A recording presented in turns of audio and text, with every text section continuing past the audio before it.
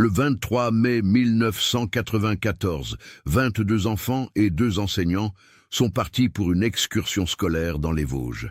Aucun d'entre eux n'est jamais revenu. Pendant 30 ans, leurs familles ont vécu dans l'incertitude la plus absolue, sans corps, sans indice, sans explication. Le car scolaire avait été retrouvé correctement stationné au point de départ de la randonnée. Les sacs à dos des enfants soigneusement rangés à l'intérieur. Mais de la classe entière, pas la moindre trace.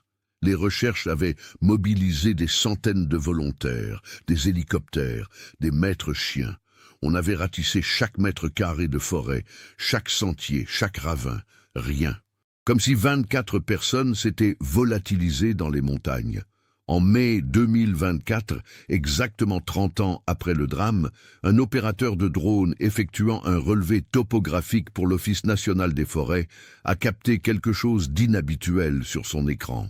Coincé dans une fissure rocheuse à plus de 80 mètres de hauteur, sur une paroi verticale inaccessible, se trouvait un objet rectangulaire décoloré par 3 décennies d'intempéries.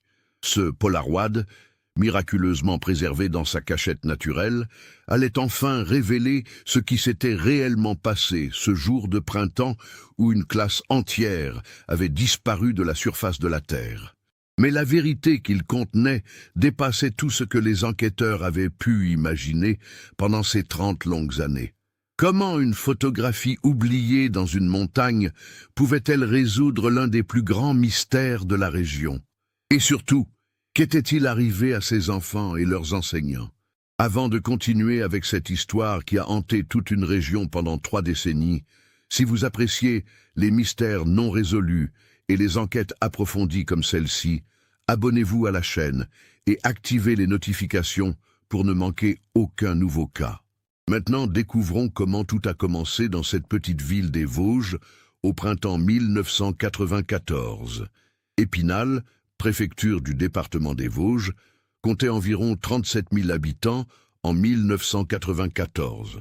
Ville historique nichée au pied du massif vosgien, elle était connue pour ses images d'Épinal et son patrimoine textile.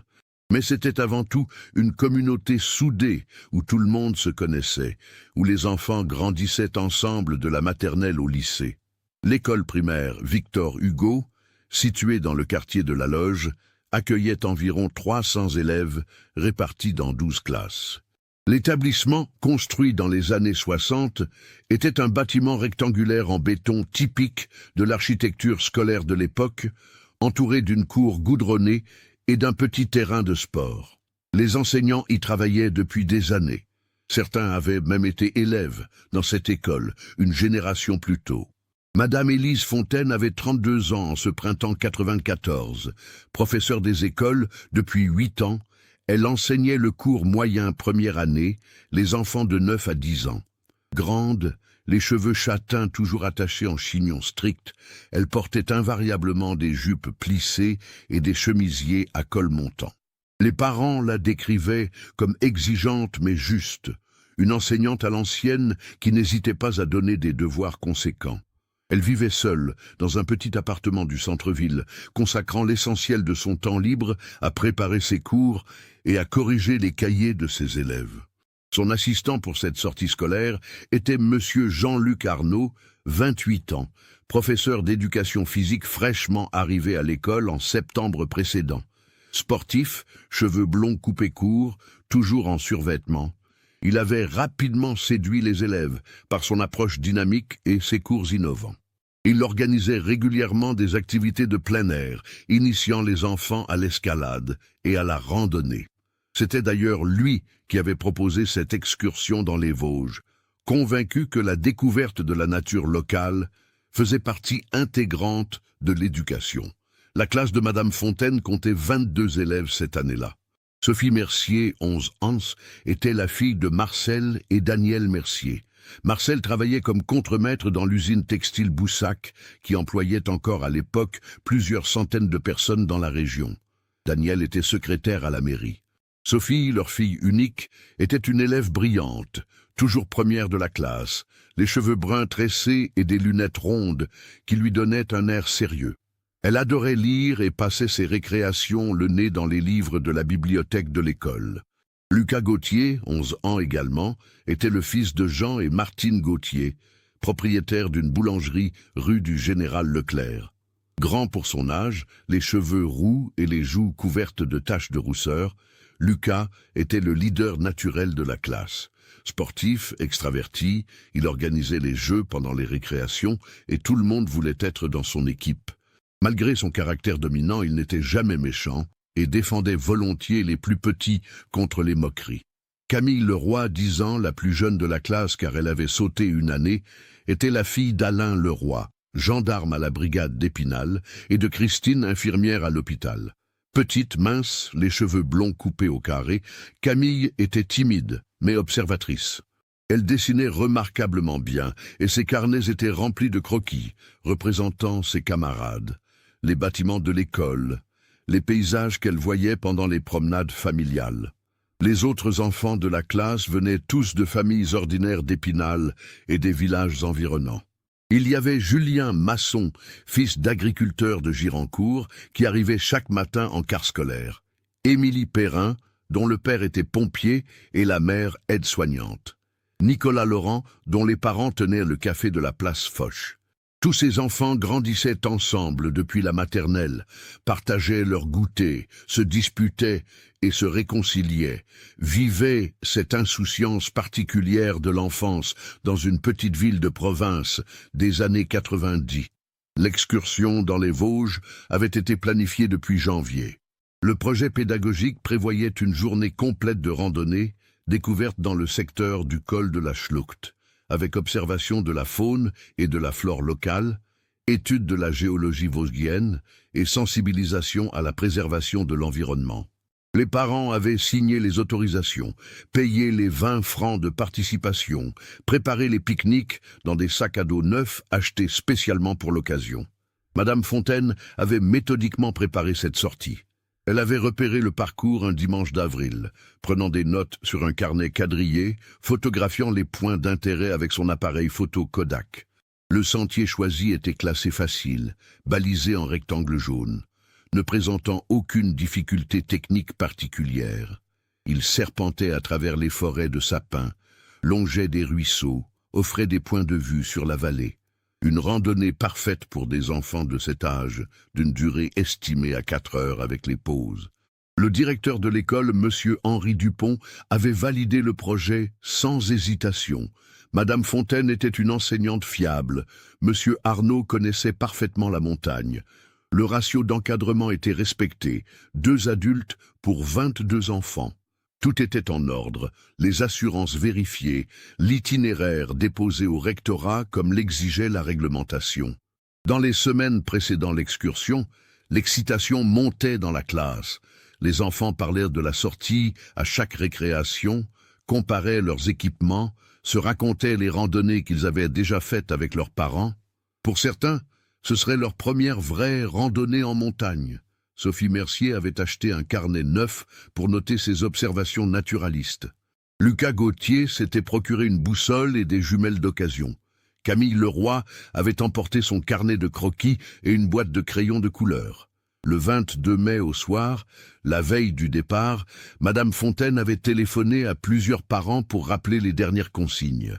Chaussures de marche obligatoires, vêtements chauds, même si la météo annonçait du soleil, gourde pleine, casquette, crème solaire. Elle avait aussi vérifié que chaque enfant avait bien son pique-nique et ses médicaments si nécessaire. Tout devait être parfait.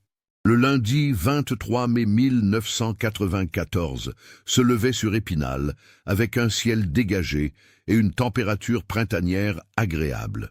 Personne ne pouvait imaginer que cette journée qui commençait si normalement deviendrait l'une des dates les plus sombres de l'histoire de la ville.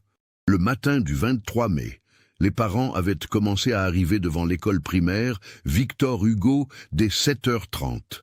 Le car scolaire, un Renault blanc et orange de la société de transport local, était déjà stationné dans la rue, le moteur au ralenti. Monsieur Arnaud vérifiait la trousse de premiers secours, s'assurant qu'elle contenait bien les désinfectants, les pansements, les compresses stériles et les médicaments de base. Marcel Mercier était arrivé avec Sophie à 7h45 précise, comme toujours. Sa fille portait un jean neuf, un pull rouge vif et des chaussures de randonnée quechua qu'ils avaient achetées la semaine précédente au Décathlon de Saint-Dié. Elle serrait contre elle son sac à dos rose contenant son carnet d'observation, 2 sandwichs au jambon, une pomme, une barre de céréales et une bouteille d'Evian d'1,5 litre. « Tu fais attention à toi, d'accord ?» lui avait dit Marcel en l'embrassant sur le front. « Tu écoutes bien, Madame Fontaine et Monsieur Arnaud. Tu ne t'éloignes pas du groupe. »« Papa, j'ai 11 ans, je sais me débrouiller », avait répondu Sophie avec ce mélange d'agacement et d'affection propre aux préadolescents. « Et puis, c'est juste une randonnée. » Jean Gauthier avait fermé la boulangerie plus tôt que d'habitude pour accompagner Lucas. Son fils portait un survêtement bleu marine et des baskets montantes. Il avait insisté pour prendre ses jumelles et sa boussole, convaincu qu'il en aurait besoin pour explorer. « Regarde bien où tu marches, bonhomme », lui avait dit son père en ébouriffant ses cheveux roux. « Et n'embête pas trop Madame Fontaine avec tes questions. » Lucas avait souri, dévoilant ses dents légèrement de travers qu'il devrait bientôt corriger avec un appareil dentaire. « Je vais ramener des photos de chevreuil, papa. J'en suis sûr qu'on va en voir. » Alain Leroy, en uniforme de gendarme car il devait prendre son service à 9h, avait déposé Camille à 7h50. Sa fille était inhabitablement bavarde ce matin-là, l'excitation chassant sa timidité habituelle. « Papa, tu crois qu'on verra des aigles ? Madame Fontaine a dit qu'il y en avait dans les Vosges. Je veux les dessiner. »« Peut-être, ma puce, mais les aigles sont rares. Tu verras sûrement d'autres oiseaux intéressants à dessiner. » À 8h précises, Madame Fontaine avait fait l'appel devant le car, 22 enfants présents. Elle avait noté chaque nom sur sa liste attachée à un porte-bloc métallique. Puis, elle était montée dans le car pour vérifier que chaque élève avait bien bouclé sa ceinture de sécurité, une consigne qu'elle prenait très au sérieux depuis qu'une nouvelle loi l'avait rendue obligatoire. Les parents agglutinés sur le trottoir faisaient des signes de la main. Certains avaient apporté des appareils photos pour immortaliser le départ.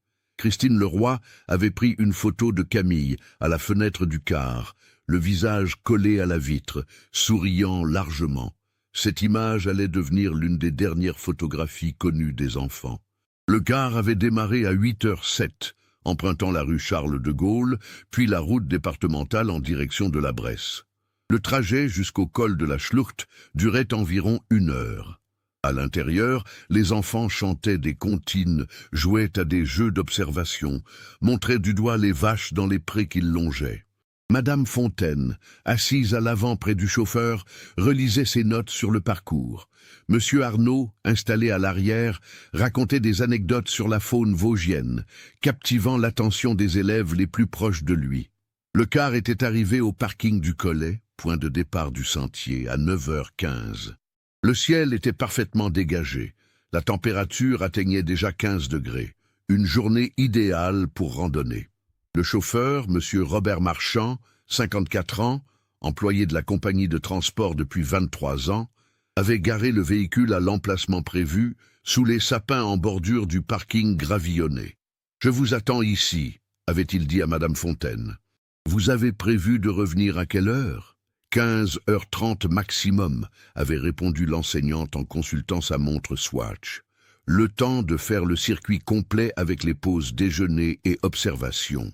Les enfants étaient descendus du car dans un joyeux désordre, se bousculant légèrement dans l'allée centrale, impatients de commencer l'aventure. Monsieur Arnaud avait distribué à chaque élève un sifflet en plastique orange attaché à un cordon. « Vous gardez ça autour du cou pendant toute la randonnée », avait-il expliqué de sa voix forte qui portait loin. « Si vous vous perdez, ce qui n'arrivera pas si vous restez avec le groupe, vous soufflez 3 coups, comme ça. » Il avait démontré 3 coups brefs et stridents qui avaient fait sursauter quelques enfants. Madame Fontaine avait organisé les élèves en binôme, chacun devant surveiller son camarade tout au long de la journée. Sophie avait été associée à Émilie Perrin, sa meilleure amie. Lucas s'était retrouvé avec Julien Masson. Camille avec une autre fille timide nommée Léa Charpentier. À 9h28 exactement, Selon le témoignage ultérieur du chauffeur marchand qui avait noté l'heure sur son journal de bord, le groupe s'était engagé sur le sentier forestier. Madame Fontaine ouvrait la marche, un bâton de randonnée télescopique dans une main, son porte-bloc dans l'autre. Monsieur Arnaud fermait le groupe, s'assurant qu'aucun enfant ne traînait trop en arrière. Les 22 élèves marchaient en file indienne sur le sentier étroit qui s'enfonçait dans la forêt de sapins. On entendait leurs voix excitées, leurs rires, le bruissement de leurs sacs à dos contre leurs vêtements. Certains commentaient déjà les écureuils qu'ils apercevaient dans les branches, les champignons poussant sur les troncs moussus, les traces de chevreuils dans la terre humide. Robert Marchand les avait regardés s'éloigner jusqu'à ce que le dernier enfant disparaisse dans un virage du sentier, avalé par la forêt dense. Puis, il était retourné s'installer dans son car, sortant le journal L'Est républicain et un thermos de café qu'il avait préparé le matin. Il avait 6 heures à attendre. Il en avait l'habitude. C'était la dernière fois que quelqu'un les voyait vivants. À 15h30, l'heure prévue du retour, le groupe n'était pas réapparu. Robert Marchand n'était pas inquiet. Les sorties scolaires prenaient souvent du retard. Les enfants marchaient lentement, s'arrêtaient pour observer des insectes, posaient 1000 questions. Il avait patienté tranquillement, lisant son journal, écoutant la radio qui diffusait France Info. À 16h, il avait commencé à trouver le retard inhabituel. À 16h30, franchement anormal. Il était descendu du car, avait marché jusqu'à l'entrée du sentier, essayant d'apercevoir ou d'entendre le groupe. Rien. Seul le silence de la forêt, le chant des oiseaux, le bruissement du vent dans les sapins. À 16h45, Robert Marchand avait pris sa décision. Il avait verrouillé le car et s'était engagé sur le sentier, appelant à voix haute. « Madame Fontaine, Monsieur Arnaud, les enfants !» Sa voix résonnait entre les arbres, mais ne recevait aucune réponse. Il avait marché pendant 20 minutes sur le sentier balisé, appelant régulièrement, scrutant les sous-bois de chaque côté. Rien, aucune trace du groupe. Un moment, il avait cru entendre des voix lointaines, et s'était précipité dans cette direction, mais ce n'étaient que 2 randonneurs allemands qui faisaient une pause, surpris de voir cet homme en sueur courir vers eux en criant. À 17h20, Robert Marchand était revenu au parking, le souffle court, le visage rouge d'effort et d'angoisse. Il n'y avait plus de doute possible. Quelque chose n'allait pas. Il était remonté dans son car et avait utilisé son téléphone de voiture, un des premiers modèles Motorola qui équipait certains véhicules professionnels, pour appeler son entreprise. « Ici Marchand, véhicule numéro 7, j'ai un problème. Le groupe scolaire que j'ai déposé ce matin n'est pas revenu. Ça fait presque 2 heures de retard maintenant. Je ne sais pas quoi faire. » Le dispatching l'avait mis en attente, puis une voix plus autoritaire avait pris la ligne. Le directeur de la compagnie. « Restez où vous êtes. On prévient les gendarmes immédiatement. Ne bougez pas du parking. » La gendarmerie d'Épinal avait été alertée à 17h26. Le capitaine Bernard Girard, responsable de la brigade, avait immédiatement compris la gravité de la situation. 22 enfants et 2 adultes portés disparus en montagne. Il avait déclenché le plan Orsec, mobilisant tous les effectifs disponibles. Alain Leroy, le père de Camille, était de service cet après-midi-là. Quand il avait entendu l'appel radio, son sang s'était glacé. Sa fille. Sa petite Camille était dans ce groupe. Il avait foncé vers le bureau du capitaine Girard. « Capitaine, ma fille est dans cette classe, je dois y aller. » Girard avait posé une main ferme sur son épaule. « Leroy, je comprends. Mais tu ne peux pas participer aux recherches. Tu es trop impliqué. Tu vas rester ici et coordonner les communications avec les familles. C'est un ordre. » Pendant ce temps, les premiers gendarmes arrivaient au col de la Schlucht. À 18h15, une équipe cynophile avec 2 chiens de recherche était sur place. Les bergers allemands avaient immédiatement pris une piste, suivant l'odeur du groupe sur le sentier. Ils avaient progressé pendant environ 2 kilomètres, puis s'étaient arrêtés brusquement près d'un petit ruisseau, tournant en rond, visiblement désorientés. Les maîtres chiens avaient échangé des regards perplexes. Les chiens avaient perdu la trace, comme si le groupe s'était littéralement volatilisé à cet endroit précis. À 18h30, Marcel Mercier avait reçu l'appel qu'aucun parent ne veut jamais recevoir. « Monsieur Mercier, ici la gendarmerie d'Épinal. Il y a eu un problème lors de l'excursion scolaire de votre fille. Nous ne savons pas encore exactement ce qui s'est passé, mais le groupe n'est pas revenu au point de rendez-vous. Nous avons lancé des recherches. » Marcel avait lâché le téléphone. Ses jambes s'étaient dérobées sous lui. Daniel, qui préparait le dîner dans la cuisine, avait accouru en entendant le bruit de sa chute. Quand elle avait compris, elle s'était mise à hurler, un cri animal, primitif, celui d'une mère qui sent que son enfant est en danger.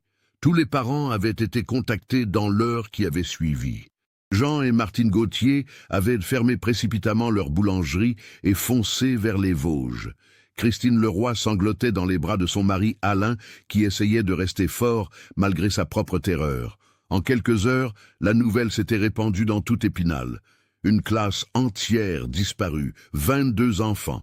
Comment était-ce possible? La nuit était tombée sur les Vosges, compliquant considérablement les recherches. Les gendarmes avaient installé un poste de commandement improvisé sur le parking du Collet, éclairé par des projecteurs alimentés par des générateurs bruyants. Des dizaines de volontaires affluaient, équipés de lampes torches et de talkies-walkies. Pompiers, gendarmes, chasseurs locaux qui connaissaient la montagne comme leur poche, simples citoyens venus d'Épinal et des villages alentours. L'inspecteur Yves Blanchard, 45 ans, de la police judiciaire de Nancy, était arrivé sur les lieux vers 22 heures. Grand, le visage buriné, les cheveux grisonnants, il avait 30 ans d'expérience dans les affaires de disparition. Mais jamais, au cours de sa longue carrière, il n'avait été confronté à quelque chose d'une telle ampleur. 24 personnes disparues simultanément sans laisser la moindre trace. Il avait commencé par interroger longuement Robert Marchand, le chauffeur. « Racontez-moi exactement ce qui s'est passé, chaque détail, même ceux qui vous semblent insignifiants. » Marchand avait tout raconté. Le trajet normal, le groupe en forme, Madame Fontaine qui vérifiait son itinéraire, les enfants excités, l'heure exacte où ils s'étaient engagés sur le sentier. Ils avaient l'air heureux, inspecteur. C'était une belle journée, rien ne laissait présager quoi que ce soit. Vous n'avez entendu aucun cri, aucun appel au secours? Rien. J'ai eu les fenêtres du car ouvertes une bonne partie de l'après-midi. S'il y avait eu des cris, je les aurais entendus. Le son porte dans la montagne. Blanchard avait ensuite examiné le sentier avec des lampes puissantes. Le balisage était intact. Aucun signe de lutte, aucune trace de sang. Les marques de pas étaient encore visibles dans la boue près du ruisseau où les chiens avaient perdu la piste. Des dizaines d'empreintes de petites chaussures, 2 paires d'empreintes adultes. Puis, plus rien, comme si le groupe s'était envolé. « C'est impossible !» avait murmuré Blanchard à son adjoint, le lieutenant Marc Dufour. 24 personnes ne disparaissent pas comme ça. Il y a forcément une explication logique. Les recherches s'étaient poursuivies toute la nuit et les jours suivants, mobilisant jusqu'à 400 personnes simultanément. On avait ratissé systématiquement chaque mètre carré dans un rayon de 10 km autour du point où la piste s'arrêtait. 3 hélicoptères de la gendarmerie survolaient la zone en formation serrée. Des plongeurs avaient exploré tous les lacs et étangs des environs. Des spéléologues avaient inspecté les grottes connues de la région. Rien. Pas un vêtement, pas un sac à dos, pas un corps. Rien qui indique ce qui avait pu arriver à ces 24 personnes. Les semaines qui suivirent le 23 mai 1994 transformèrent Épinal en ville fantôme.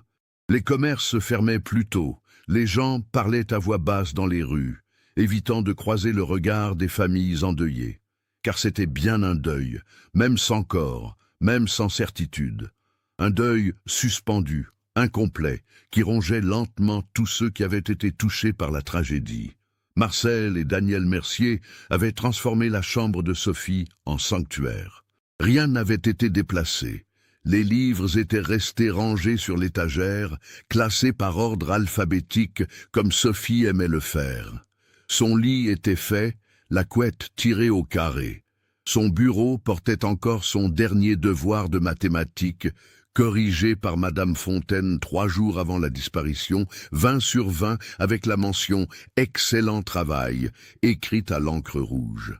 Sur la table de nuit, la photo de classe de septembre 93 montrait Sophie souriant timidement, ses lunettes rondes reflétant le flash du photographe. Marcel avait pris un congé sans solde de l'usine textile. Il ne pouvait pas travailler, ne pouvait pas se concentrer. Chaque nuit, il se réveillait en sursaut, convaincu d'avoir entendu la voix de sa fille l'appeler. Il passait ses journées à arpenter les Vosges, seul, suivant et resuivant le sentier où Sophie avait disparu, scrutant chaque buisson, chaque crevasse, chaque coin d'ombre. Comme si sa fille allait soudain surgir, lui dire que tout ça n'était qu'une mauvaise blague, qu'elle s'était juste cachée pour jouer. Danielle avait sombré dans une dépression profonde. Elle ne quittait plus la maison, restait assise des heures entières dans la chambre de Sophie, serrant contre elle le pull rouge que sa fille avait porté le matin du départ. Ce pull qui gardait encore, pendant quelques semaines, l'odeur de shampoing à la fraise que Sophie utilisait. Puis cette odeur aussi s'était estompée, et avec elle, un dernier lien tangible avec leur enfant. Jean et Martine Gauthier avaient essayé de maintenir une façade de normalité, continuant à ouvrir leur boulangerie chaque matin à 6 heures. Mais leurs mains tremblaient en pétrissant la pâte, et souvent, Martine devait s'isoler dans l'arrière-boutique pour pleurer, écrasée par une douleur qui ne passait pas. Les clients venaient acheter leur pain en silence, ne sachant quoi dire, conscients que tous les mots sonnaient creux face à une telle tragédie. Le soir, Jean montait dans la chambre de Lucas et restait assis sur le lit de son fils pendant des heures, fixant les posters de footballeurs sur les murs, les maquettes d'avions suspendues au plafond, la collection de billes dans des bocaux en verre. Il se souvenait de chaque moment passé avec Lucas, chaque partie de foot dans le jardin, chaque conversation au petit déjeuner.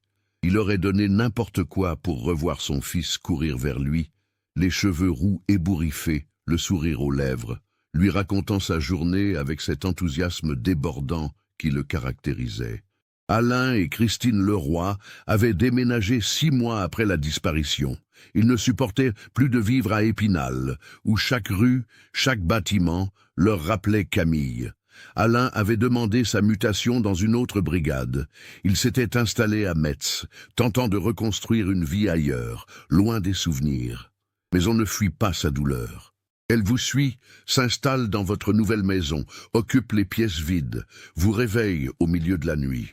Christine conservait précieusement le carnet de dessins de Camille, le feuilletant régulièrement, admirant le talent de sa fille.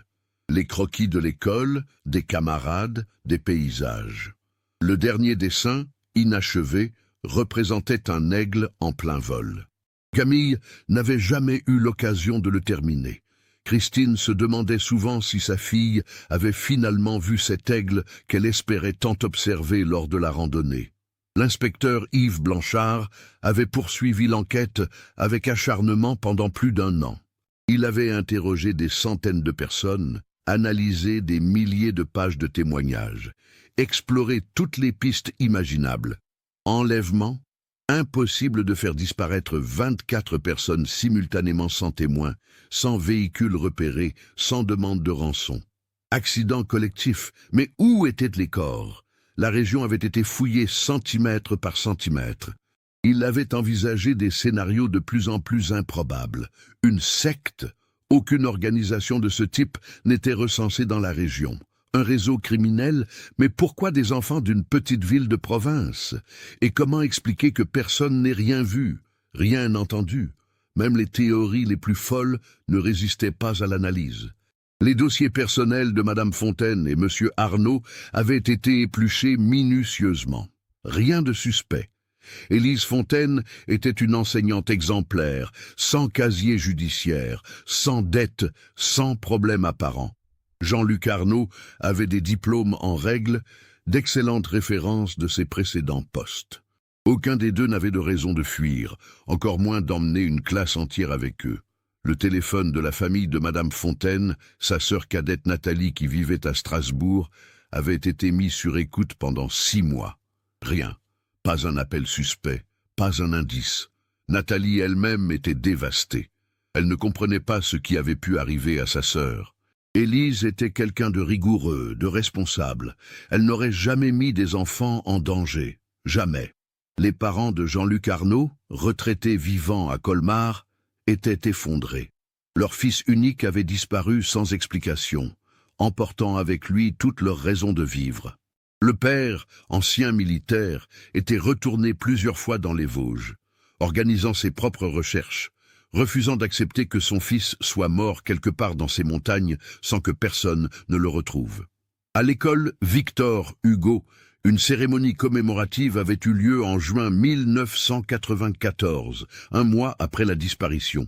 22 chaises vides avaient été disposées dans la cour, chacune portant le nom d'un enfant disparu et une photo.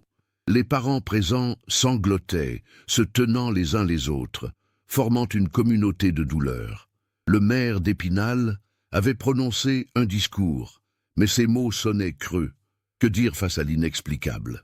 Une plaque commémorative avait été installée à l'entrée du sentier où le groupe avait disparu, à la mémoire de la classe de CM1 de l'école Victor Hugo et de leurs enseignants, disparus le 23 mai 1994. Ils restent dans nos cœurs. Les familles venaient régulièrement se recueillir, déposant des fleurs, des peluches, des messages. Le site était devenu un lieu de pèlerinage pour tous ceux qui avaient été touchés par la tragédie. Les années passèrent lentement, inexorablement. L'affaire faisait régulièrement la une des journaux locaux aux anniversaires de la disparition. 10 ans après, en 2004, France 3 avait consacré un documentaire au cas, interrogeant les familles, les enquêteurs, des psychologues spécialisés dans le deuil. Mais malgré l'attention médiatique, aucune nouvelle piste n'émergeait. En 2014, 20 ans après les faits, un journaliste indépendant nommé Thomas Roche avait publié un livre sur l'affaire « Les disparus des Vosges », compilant tous les témoignages, toutes les théories, toutes les investigations. Le livre s'était bien vendu, ravivant l'intérêt pour le cas, mais n'apportant aucune réponse nouvelle. Juste des questions qui tournaient en rond, encore et encore. Marcel Mercier était décédé en 2017 d'un cancer du poumon, à 68 ans. Sur son lit de mort, ses derniers mots avaient été pour Sophie. « Ma petite fille, où es-tu » Daniel lui avait survécu 2 ans avant de s'éteindre à son tour, le cœur usé par tant d'années de chagrin. Ils avaient été enterrés avec, dans leur cercueil, des photos de Sophie et quelques-uns de ses objets personnels. Une façon symbolique de la rejoindre, où qu'elle soit. Jean Gauthier était mort également, en 2015, d'une crise cardiaque foudroyante. Le stress, la douleur, les années de questionnement l'avaient épuisé. Martine vivait encore en 2024, mais ne quittait presque plus sa maison. À 76 ans, elle attendait la mort comme une délivrance, espérant retrouver Lucas de l'autre côté, si tant est qu'il y ait quelque chose après. Alain Leroy avait pris sa retraite de la gendarmerie en 2009. Lui et Christine s'étaient installés dans un petit village de Moselle, loin d'Épinal et de ses souvenirs douloureux. Ils ne parlaient presque jamais de Camille, sauf tard le soir, après quelques verres de vin, quand Christine sortait le carnet de dessin, et qu'ils pleuraient ensemble, tenant les feuilles jaunies comme des trésors inestimables. L'inspecteur Yves Blanchard avait pris sa retraite en 2005, mais l'affaire des disparus des Vosges l'obsédait toujours. Dans son bureau à domicile, il conservait une copie complète du dossier, des cartons entiers remplis de documents, de photos, de notes. Régulièrement, il les ressortait, les relisait, cherchant l'indice qu'il aurait pu manquer, la connexion qu'il n'aurait pas vue. Même à 75 ans, en 2024, il pensait encore à ces 24 personnes disparues, sans laisser de traces.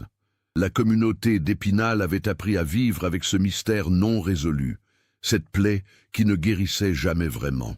Les jeunes générations connaissaient l'histoire, transmise comme une légende urbaine. Certains prétendaient avoir vu des fantômes d'enfants dans les Vosges.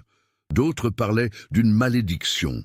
Des théories du complot circulaient sur Internet, accusant tantôt le gouvernement, tantôt des extraterrestres, tantôt des forces surnaturelles. Mais pour ceux qui avaient vécu les événements, pour les familles qui avaient perdu un enfant, un frère, une sœur. Ce n'était ni une légende, ni une histoire à raconter au coin du feu. C'était une douleur quotidienne, une absence permanente, un trou béant dans leur existence que rien ne pourrait jamais combler. 30 ans s'étaient écoulés, 30 ans de questions sans réponse, 30 ans d'attente, d'espoir qui s'amenuisait année après année, de résignation face à l'incompréhensible. Et puis, en mai 2024, tout changea. Thierry Vernet avait 55 ans en mai 2024. Ingénieur forestier de formation, il travaillait depuis 3 ans pour l'Office national des forêts comme opérateur de drones spécialisé dans la cartographie topographique et le suivi environnemental.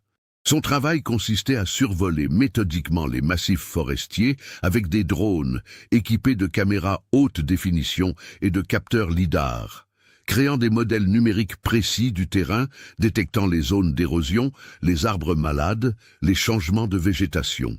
Le 7 mai 2024, Thierry effectuait une mission de routine dans le secteur du col de la Schlucht. La météo était idéale.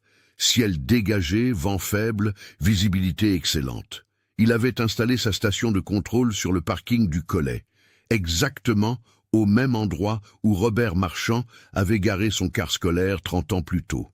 Le drone DJI Matrice 300 qu'il utilisait était un engin professionnel sophistiqué, capable de voler pendant 45 minutes d'affilée, équipé d'une caméra stabilisée offrant une résolution de 48 mégapixels.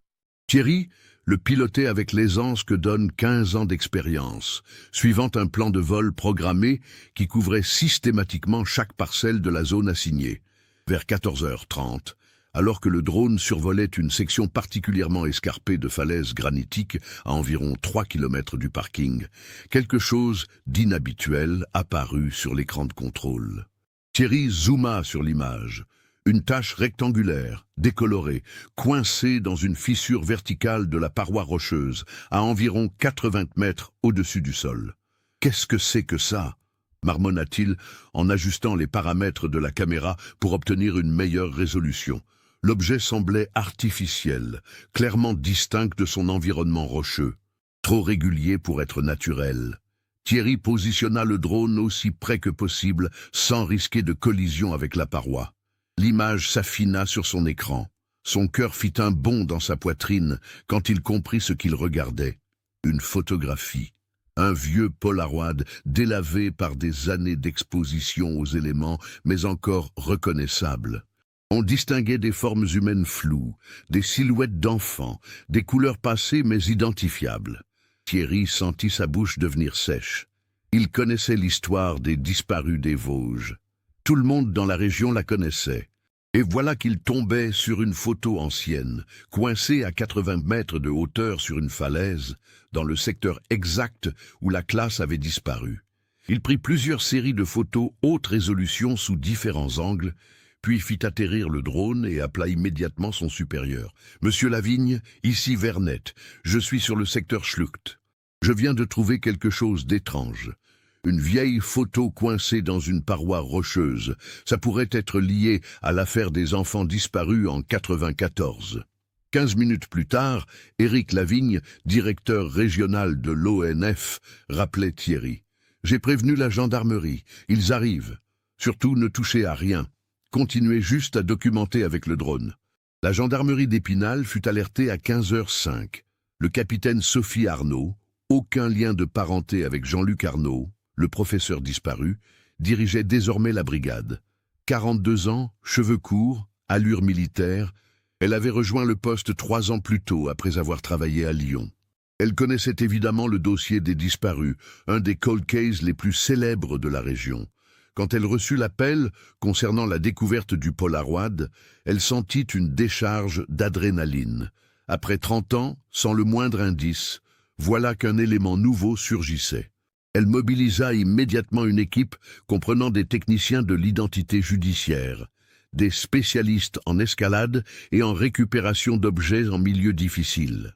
À 16h, le capitaine Arnaud et son équipe arrivaient sur le site que Thierry Vernet avait localisé précisément grâce aux coordonnées GPS du drone. La falaise se dressait verticalement, une paroi de granit gris striée de fissures et de lichens. À 80 mètres de hauteur, même avec des jumelles, le Polaroid était à peine visible, un petit rectangle pâle, dans une crevasse sombre. « On va avoir besoin du PGHM », déclara le capitaine Arnaud, après avoir évalué la situation. Le peloton de gendarmerie de haute montagne, basé à Chamonix, était spécialisé dans les opérations de secours et de récupération en milieu vertical. L'équipe du PGHM arriva le lendemain matin, 8 mai, avec tout leur équipement d'alpinisme professionnel. Le sergent-chef Marc Bellamy, grimpeur aguerri de 48 ans avec 25 ans d'expérience en haute montagne, étudia la paroi pendant 1 heure avant d'établir son plan d'approche. « La roche est friable par endroits », expliqua-t-il au capitaine Arnaud. « On va sécuriser par le haut, descendre en rappel, mais il faudra faire attention en récupérant la photo.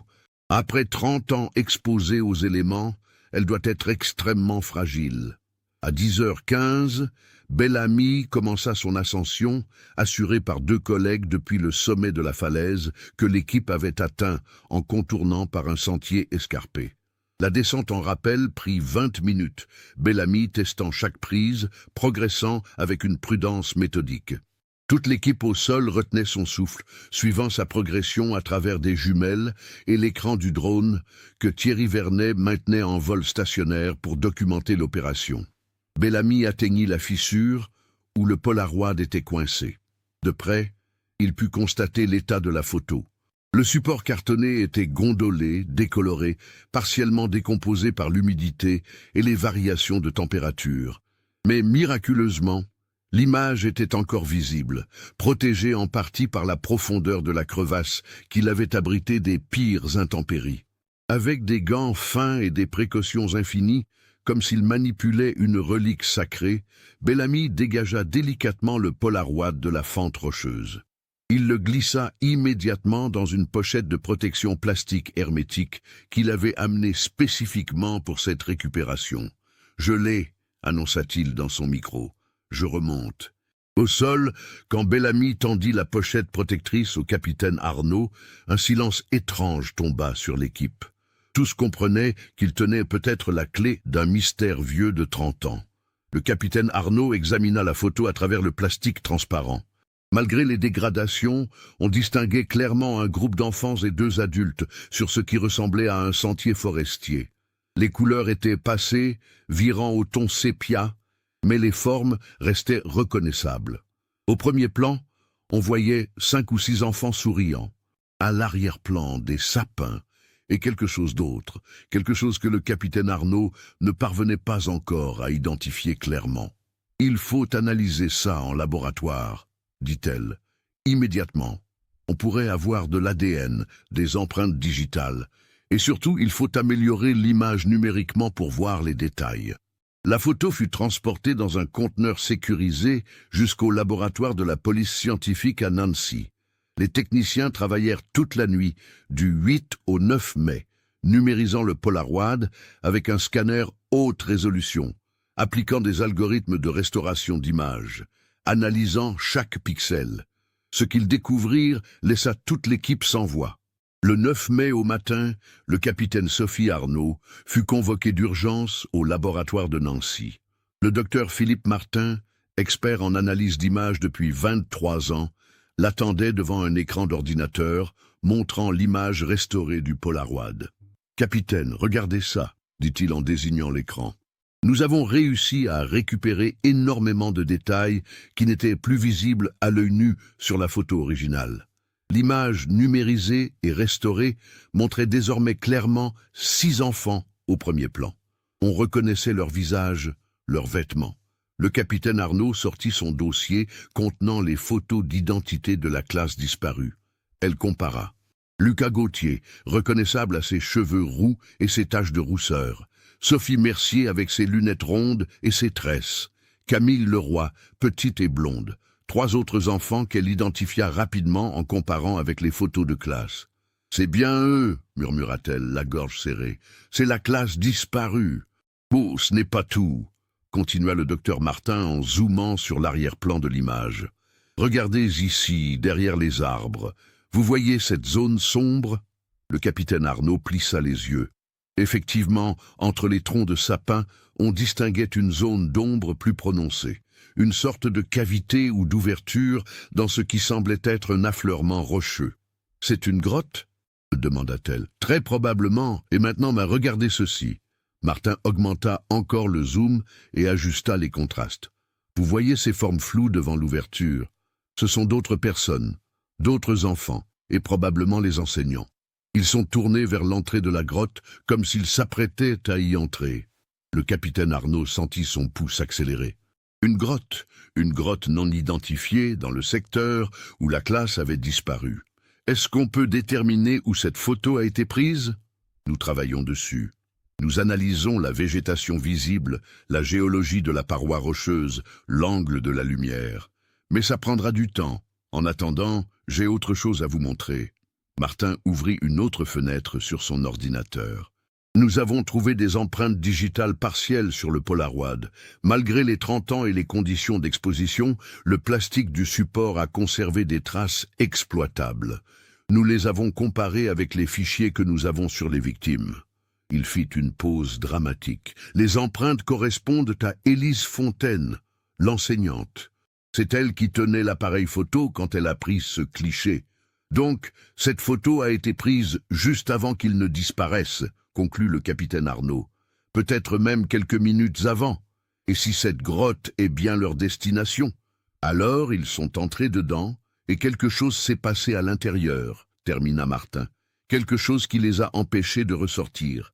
Le capitaine Arnaud retourna immédiatement à Épinal et convoqua une réunion d'urgence avec toute son équipe, ainsi qu'avec Thierry Vernet de l'ONF et des spéléologues locaux.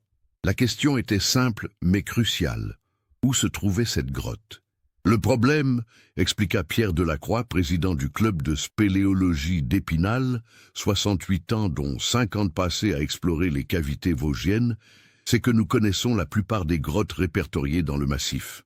Mais il existe des dizaines, peut-être des centaines de cavités non cartographiées, certaines dont l'entrée a pu être obstruée au fil du temps par des éboulements, de la végétation ou des changements géologiques. Est-ce qu'une grotte pourrait avoir été complètement scellée sans qu'on s'en aperçoive? Demanda le capitaine Arnaud. Absolument, répondit Delacroix. Un glissement de terrain, même modéré, peut refermer une entrée. La végétation repousse en quelques années. Après 3 décennies, vous pourriez passer à côté sans rien remarquer. Alors comment on la trouve? Nous devons retourner sur le terrain, intervint Thierry Vernet. Avec le drone et cette photo comme référence, nous pouvons essayer de retrouver l'angle exact d'où elle a été prise. En identifiant les arbres, les rochers, les points de repère visibles sur l'image, nous pouvons trianguler la position. L'opération débuta le 10 mai. Une équipe composée de gendarmes, de forestiers, de spéléologues et de géologues se déploya dans le secteur où le Polaroid avait été trouvé. Thierry Vernet pilotait son drone, comparant en temps réel les images captées avec la photo restaurée. Les spéléologues examinaient chaque affleurement rocheux, chaque zone où une ouverture aurait pu exister. Pendant 3 jours, ils ratissèrent la zone sans succès. Le 11 mai, le 12 mai, le 13 mai. Rien. La frustration montait. Certains commençaient à penser que cette grotte, si elle avait existé, était désormais impossible à retrouver. Le 14 mai, en début d'après-midi, alors que le découragement gagnait l'équipe, le géologue François Mercier, par une ironie du sort portant le même nom de famille que la petite Sophie disparue sans être apparentée, remarqua quelque chose d'anormal.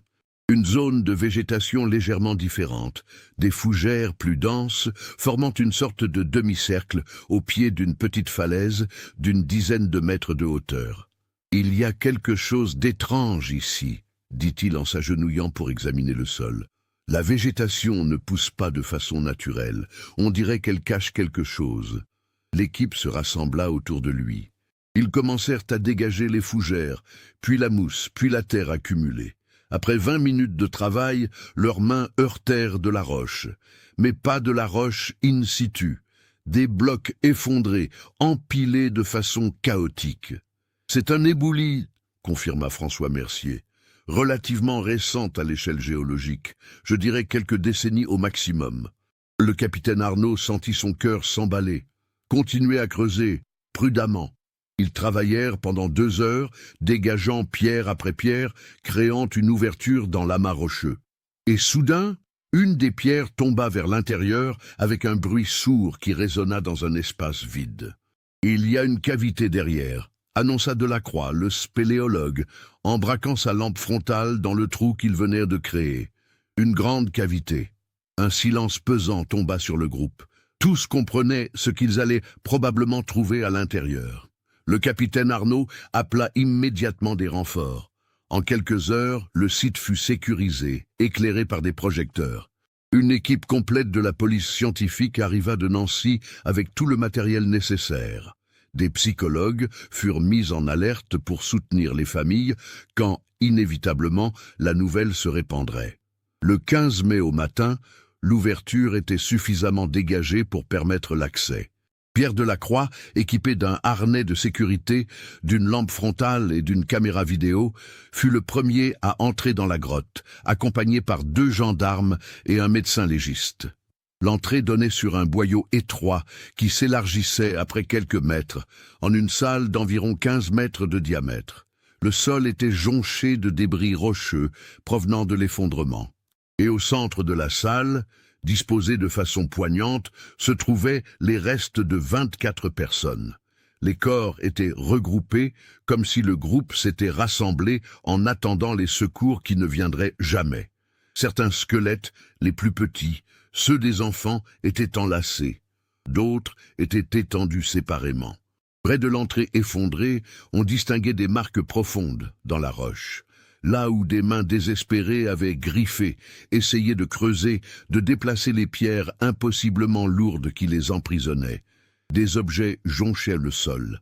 Des sacs à dos décolorés et pourris, des restes de vêtements, des chaussures, une gourde, un carnet de notes dont les pages étaient collées par l'humidité, les lunettes rondes de Sophie Mercier, les jumelles rouillées de Lucas Gauthier. Le carnet de dessin de Camille Leroy, miraculeusement préservé dans un sac plastique, les pages intactes montrant ses derniers croquis de la forêt, des camarades, et même une tentative de dessiner l'intérieur de la grotte, éclairée par des lampes torches. Pierre Delacroix, malgré ses 50 ans de spéléologie et toutes les situations difficiles qu'il avait vécues sous terre, dut sortir de la caverne après 10 minutes. Il s'appuya contre la paroi extérieure, enlevant son casque, les yeux humides.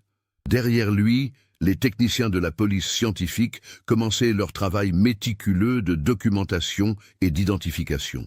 À l'extérieur, le capitaine Arnaud reçut la confirmation par radio. « Nous avons trouvé 24 corps, 22 enfants et 2 adultes. Ils sont morts ici, piégés par l'effondrement de l'entrée. » Elle ferma les yeux, respirant profondément. Après 30 ans, le mystère était enfin résolu. Mais la résolution n'apportait aucune joie, seulement une tristesse immense pour ces vies fauchées si jeunes, si brutalement, par une tragédie géologique imprévisible. La nouvelle se répandit dans Épinal comme une traînée de poudre. Les familles, celles qui vivaient encore, furent officiellement informées dans l'après-midi du 15 mai. Martine Gauthier, 76 ans, s'effondra en apprenant que son fils avait été retrouvé. « Mon bébé, mon petit Lucas, il était là depuis tout ce temps. » Elle pleurait, partagée entre le soulagement de savoir enfin ce qui s'était passé et l'horreur de réaliser dans quelles conditions son fils était mort. Alain et Christine Leroy firent immédiatement le trajet depuis Metz. Christine serrait contre elle le carnet de dessin de Camille, celui qu'elle avait conservé pendant 30 ans. Bientôt, elle aurait le carnet que sa fille avait emporté avec elle ce jour fatidique, celui contenant ses tout derniers dessins. Cette pensée la déchirait. L'inspecteur Yves Blanchard, désormais âgé de 75 ans, reçut un appel personnel du capitaine Arnaud. « Inspecteur, je voulais que vous le sachiez directement. Nous les avons retrouvés. Tous. C'était un accident. Un effondrement les a piégés dans une grotte. » Blanchard resta silencieux un long moment. Puis sa voix, cassée par l'émotion, répondit « 30 ans. J'ai passé 30 ans à chercher. Je savais qu'ils étaient quelque part dans ces montagnes. Je le sentais. Mais jamais, jamais je n'aurais imaginé ça. Les autorités organisèrent une conférence de presse le 16 mai. Le procureur de la République d'Épinal, accompagné du capitaine Arnaud et d'experts médico-légaux, expliqua ce qui s'était passé. Les analyses préliminaires, les positions des corps, les marques sur les parois, tout confirmait le même scénario tragique. Le 17 mai 2024, le docteur Isabelle Roussin, médecin légiste en chef à l'Institut médico-légal de Nancy, présenta son rapport préliminaire au capitaine Arnaud et au procureur. 47 ans, spécialisée dans l'anthropologie médico-légale, elle avait supervisé l'examen de tous les corps retrouvés dans la grotte. Les analyses sont formelles, commença-t-elle, ouvrant un dossier volumineux. Nous avons identifié positivement les 24 victimes par comparaison avec les dossiers dentaires et, quand c'était possible, par analyse ADN en utilisant les échantillons que les familles avaient conservés au fil des années. Elle disposa des photos sur la table. Des clichés cliniques, aseptisés mais d'une tristesse infinie, des petits squelettes vêtus de lambeaux colorés. Les enfants avaient entre 10 et 12 ans au moment du décès. Les deux adultes correspondent bien à Élise Fontaine et Jean-Luc Arnaud selon les paramètres morphologiques et dentaires. Quelle est la cause du décès ? Demanda le procureur. Asphyxie pour la majorité. Certains présentent aussi des signes de déshydratation sévère. Basé sur la disposition des corps et les analyses toxicologiques préliminaires, je peux reconstituer ce qui s'est passé. Elle prit une grande respiration avant de continuer. Consciente qu'elle était sur le point de décrire les derniers moments atroces de 24 personnes. Le groupe est entré dans la grotte, probablement poussé par la curiosité. Madame Fontaine a pris la photo Polaroid juste avant l'entrée. D'après nos analyses, il devait être environ 11 heures du matin, basé sur l'angle de la lumière visible sur la photo.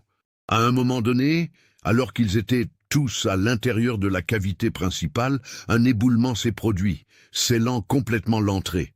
Nous avons analysé les roches effondrées. Il s'agit d'un glissement localisé, probablement déclenché par les vibrations causées par le groupe lui-même, ou simplement par l'instabilité naturelle de la formation rocheuse qui était fragilisée depuis longtemps. Le capitaine Arnaud intervint.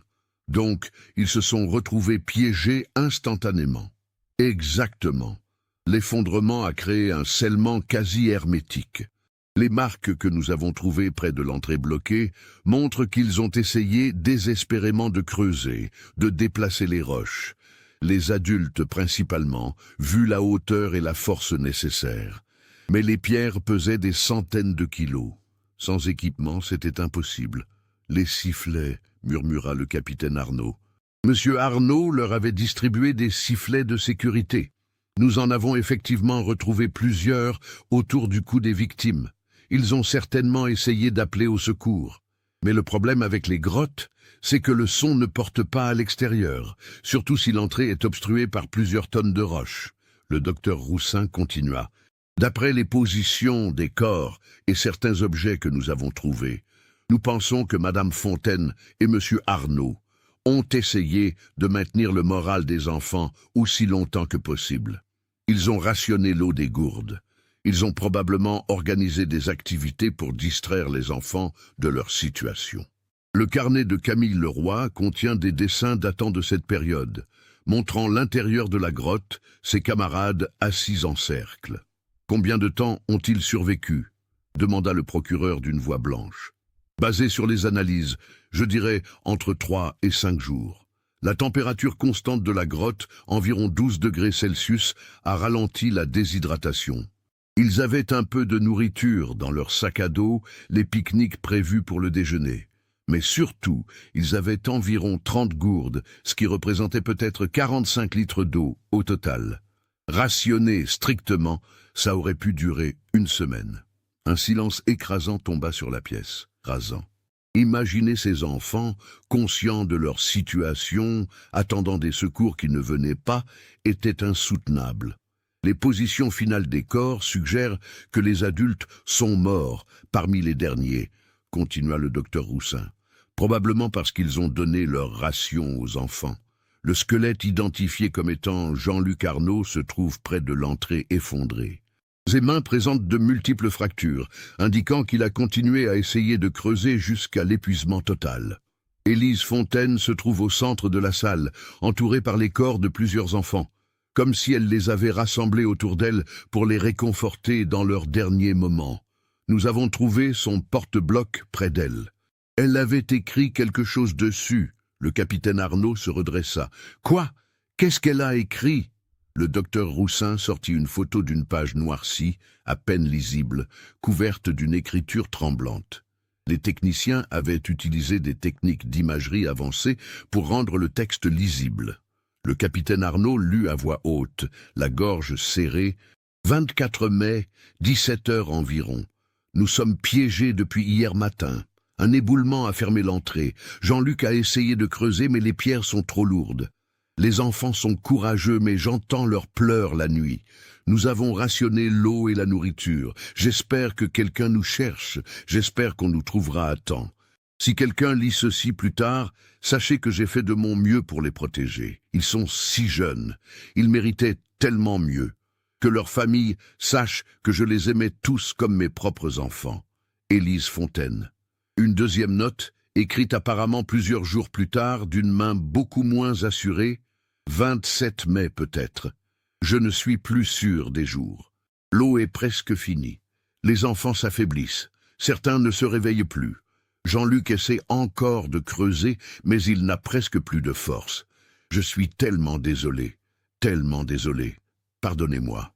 Le capitaine Arnault dut s'interrompre, incapable de continuer.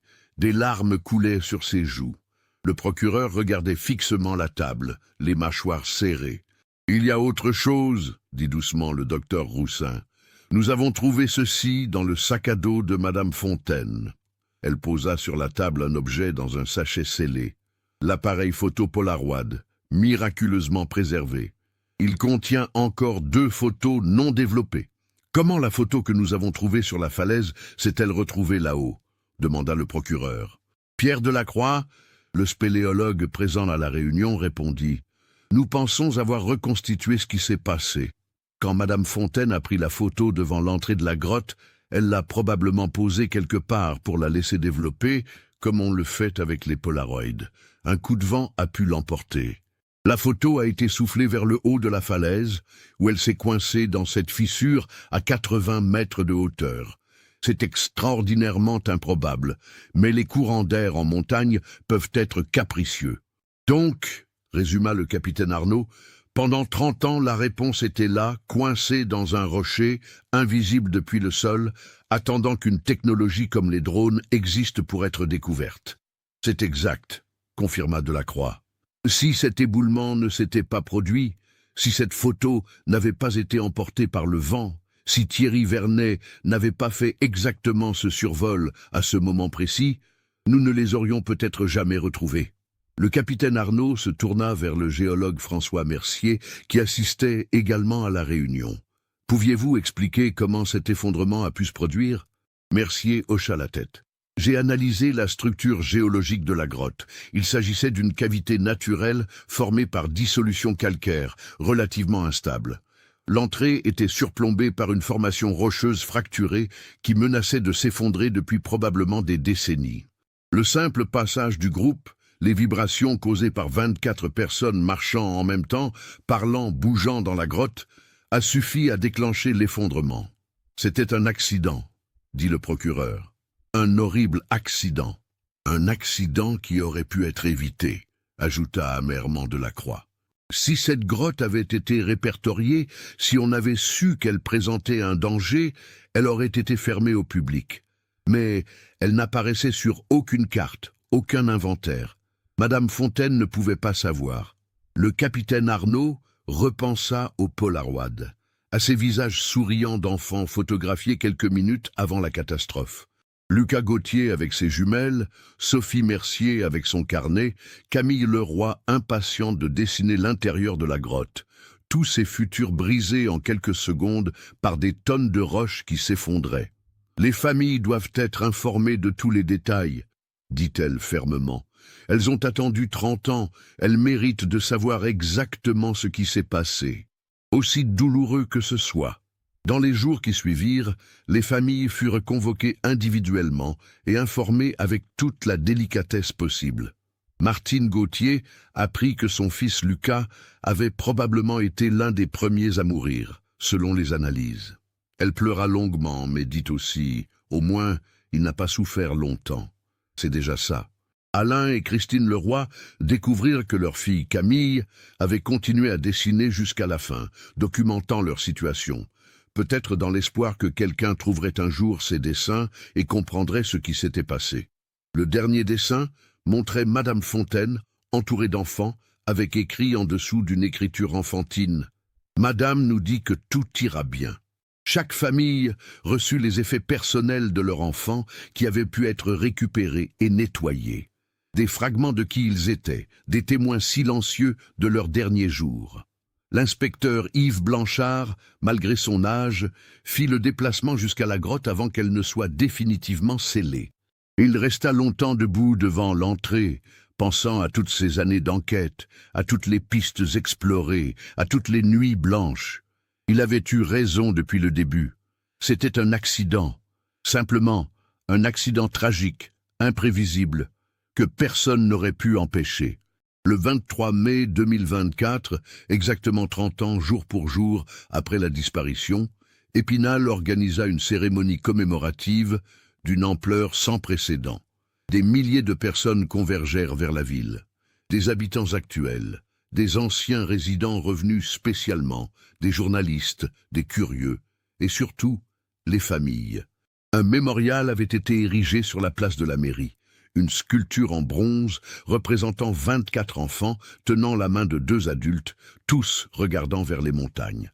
Sur le socle, une plaque portait les 24 noms, suivie de l'inscription. Perdu le 23 mai 1994, retrouvé le 15 mai 2024. Jamais oublié. Martine Gauthier, soutenue par des proches car ses jambes ne la portaient plus très bien, déposa des fleurs au pied du mémorial. « Mon Lucas, murmura-t-elle, tu peux te reposer maintenant. On sait où tu es. On va pouvoir te ramener à la maison. » Car c'était ce que toutes les familles attendaient désormais, pouvoir enterrer dignement leurs enfants. Les corps devaient être officiellement identifiés, les procédures légales respectées, mais bientôt, très bientôt, ils pourraient organiser les funérailles que ces 24 personnes méritaient depuis 3 décennies. Le maire d'Épinal, un homme de 50 ans qui était lui-même écolier en 1994 et se souvenait du traumatisme collectif causé par la disparition, prononça un discours émouvant. Pendant 30 ans, notre ville a porté le poids de l'incertitude. Nous nous demandions ce qui s'était passé, nous imaginions les pires scénarios. Aujourd'hui, nous savons. Ce n'était ni un enlèvement, ni un crime, ni un abandon. C'était une tragédie, un accident terrible qui a frappé les plus innocents d'entre nous. Nos enfants, nos enseignants, piégés dans la montagne, attendant des secours qui ne pouvaient pas les trouver. Il marqua une pause, sa voix se brisant légèrement. Mais grâce à la technologie, grâce au dévouement de ceux qui n'ont jamais cessé de chercher, grâce à un Polaroid miraculeusement préservé pendant 30 ans, nous avons enfin des réponses. Ces 24 personnes peuvent maintenant reposer en paix. Et nous pouvons enfin commencer notre propre processus de guérison. Christine Leroy prit la parole au nom des familles. Elle tenait dans ses mains le carnet de dessin que Camille avait emporté avec elle dans la grotte. Ma fille avait 10 ans. Elle aimait dessiner, observer, capturer le monde autour d'elle. Dans ses derniers moments, coincée dans cette grotte, elle a continué à faire ce qu'elle aimait. Elle a dessiné, elle a documenté, elle nous a laissé un témoignage de ces journées terribles. Elle ouvrit le carnet, montrant certaines pages protégées sous plastique. Regardez ces dessins, ils montrent des enfants courageux, des enseignants dévoués, tous ensemble face à l'impensable. Ma fille a dessiné Madame Fontaine racontant des histoires pour les distraire. Elle a dessiné Lucas partageant sa gourde avec les plus petits. Elle a dessiné Sophie, qui lisait à voix haute pour occuper les autres. Des sanglots silencieux secouaient l'assemblée. Ces dessins nous montrent que même dans l'horreur, même face à la mort, Il y avait de l'humanité, de la compassion, de l'amour. Nos enfants n'étaient pas seuls. Ils avaient leurs enseignants, ils savaient les uns les autres. Et maintenant, ils nous ont tous retrouvés. Le capitaine Sophie Arnaud expliqua les détails techniques de la découverte, rendant hommage à Thierry Vernet, dont le survol de routine avait changé tout. Vernet, présent dans l'assistance, se sentait étrangement coupable, comme si sa découverte avait ravivé des blessures. Mais les familles vinrent le remercier personnellement après la cérémonie. « Vous nous avez rendu nos enfants » dit Martine Gauthier en serrant sa main. « Vous nous avez donné des réponses. C'est le plus beau cadeau que vous pouviez nous faire. » Dans les semaines qui suivirent, les funérailles furent organisées. Certaines familles choisirent des enterrements individuels. D'autres, dont les liens créés par la tragédie commune étaient devenus indissolubles, optèrent pour une cérémonie collective. Le 5 juin 2024, 12 des 22 enfants furent enterrés ensemble dans le cimetière d'Épinal, dans une section spécialement aménagée. Leurs pierres tombales formaient un demi-cercle, symbolisant qu'ils resteraient ensemble pour l'éternité, comme ils l'avaient été dans leurs derniers moments. Élise Fontaine et Jean-Luc Arnaud furent enterrés de chaque côté de ce demi-cercle, les protégeant symboliquement pour toujours. Sur la tombe d'Élise, sa sœur Nathalie avait fait graver « Elle les aimait comme ses propres enfants ». Elle est restée avec eux jusqu'à la fin. La grotte fut définitivement scellée après que tous les examens médico-légaux et scientifiques furent terminés. Une équipe de géologues combla l'entrée avec du béton armé, s'assurant que personne ne pourrait jamais y accéder à nouveau. Un panneau fut installé sur le site expliquant ce qui s'était passé, transformant le lieu en mémorial discret pour ceux qui voudraient se recueillir. Le Polaroid original, après avoir été entièrement analysé et documenté, fut placé dans les archives départementales des Vosges, conservé dans des conditions climatiques optimales. Il était devenu un artefact historique, le témoin silencieux d'une des plus grandes tragédies de la région, mais aussi de sa résolution. Les familles reçurent des copies haute résolution de l'image restaurée, dernière photo de leurs enfants souriants, insouciants, ignorant ce qui les attendait quelques minutes plus tard. L'inspecteur Yves Blanchard, à 75 ans, put enfin fermer mentalement un dossier qui l'avait hanté pendant 3 décennies. Il écrivit un dernier rapport, compilant tout ce qui avait été découvert, tous les détails de l'enquête originale et de la résolution finale. Ce document, déposé aux archives, servirait de référence complète pour les générations futures, qui voudraient comprendre comment une classe entière avait pu disparaître et comment, 30 ans plus tard, un simple drone et une photo oubliée avaient résolu le mystère. L'école Victor Hugo organisa une journée spéciale le 23 septembre 2024, jour de la rentrée scolaire. Les élèves actuels apprirent l'histoire de la classe disparue, visitèrent le mémorial, comprirent l'importance de la sécurité lors des sorties scolaires. Une nouvelle plaque fut installée dans le hall de l'école, à côté de celle érigée en 1994, complétant l'histoire. Disparu le 23 mai 1994.